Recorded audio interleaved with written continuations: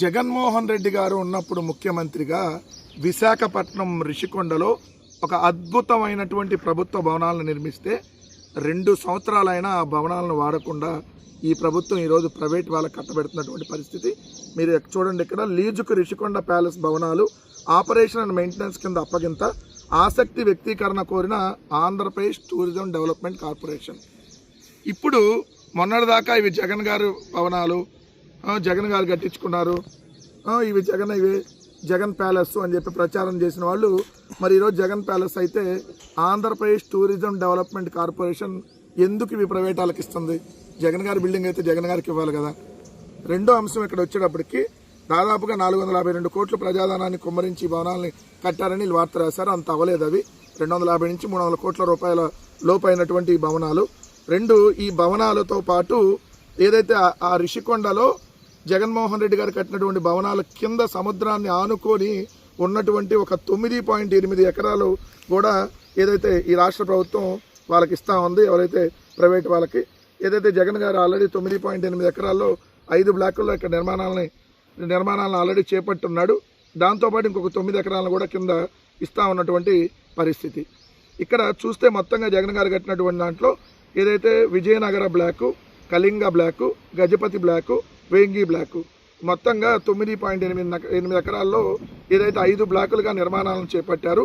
ఉద్యానవనాలు, అంతర్గత రహదారులు, నడకదారులు, పార్కింగ్తో పాటు అన్ని వసతులతో భవనాలు సిద్ధంగా ఉన్నాయని ప్రకటనలో పేర్కొన్నారు. మరి అన్ని వసతులతో భవనాలు సిద్ధంగా ఉంటే ప్రభుత్వం ప్రైవేట్ వాళ్ళకి ఎందుకు ఇస్తుంది? అన్నీ చాలా అందంగా, చాలా అసలు ఎక్కడ ఆంధ్రప్రదేశ్ రాష్ట్రంలో ఎప్పుడు ఎక్కడా లేని విధంగా గొప్పగా ప్రభుత్వ భవనాలు నిర్మిస్తే ఎందుకు ప్రైవేట్ వాళ్ళకి ఇస్తున్నారు? దీనికి సమాధానం చెప్పాలి. 2 అణువుకు లేకుండా అని హెడ్డింగ్ పెట్టారు. అణువుకి లేకపోతే ఈ భవనాలను మరి తాజ్ గ్రూప్ వాళ్ళు, అట్మాస్ఫియర్ కోర్ గ్రూప్ వాళ్ళు, లీలా గ్రూప్ వాళ్ళు, ఫెమా లాంటి అంతర్జాతీయ హోటల్ గ్రూపులు ఇప్పటికే ఆసక్తి చూపాయి. మరి అణువుగా లేకపోతే వాళ్ళు హోటల్ వాళ్ళు ఎలా ఆసక్తి చూపారు? అంటే ఏం లేదు, ప్రభుత్వానికి సంబంధించినటువంటి ప్రతిదాన్ని ప్రైవేట్కి ఇవ్వాలనేది వాళ్ళ టార్గెట్. అందుకనే రిషికొండని కూడా ప్రైవేట్ వాళ్ళ చేతికి ఇస్తా ఉన్నారు. రిషికొండని అమ్మకానికి పెట్టారని చెప్పాలి. లీజు పేరుతో 99 ఏళ్ళు రేపొద్దున అమ్మకానికి ఇవ్వబోతున్నారు రిషికొండని. రిషికొండలో జగన్ గారు బిల్డింగ్లు కడితే ఋషులు తపస్సు చేసే కొండ, రిషికొండ బోడిగుండ అయిపోయిందని చెప్పి బోడి మాటలు మాట్లాడినటువంటి ఈ తెలుగుదేశం, ఈ జనసేన, ఈ బీజేపీ నాయకులు ఈరోజు ఎక్కడున్నారని అడుగుతా ఉన్నా. మరి అదే జగన్ గారు కట్టినప్పుడు ఏదైతే బోడిగుండ అయిపోతే ఇప్పుడు అదే ఇంకొక రిషికొండలో ప్రైవేట్ వాళ్ళకి ఇంకో 9 ఎకరాలు ల్యాండ్ ఇస్తా, జగన్మోహన్ రెడ్డి గారు కట్టినటువంటి ఏదైతే ప్రభుత్వం కట్టినటువంటి బిల్డింగ్లు ప్రైవేట్ వాళ్ళకి ఇస్తా ఉంటే మరి ఇప్పుడు ఎందుకు ఎవరో కూడా నోరు మెదపట్ల? రిషికొండ కూడా ఆఖరికి ప్రైవేట్ వాళ్ళ సొంతం అయిపోతుంది.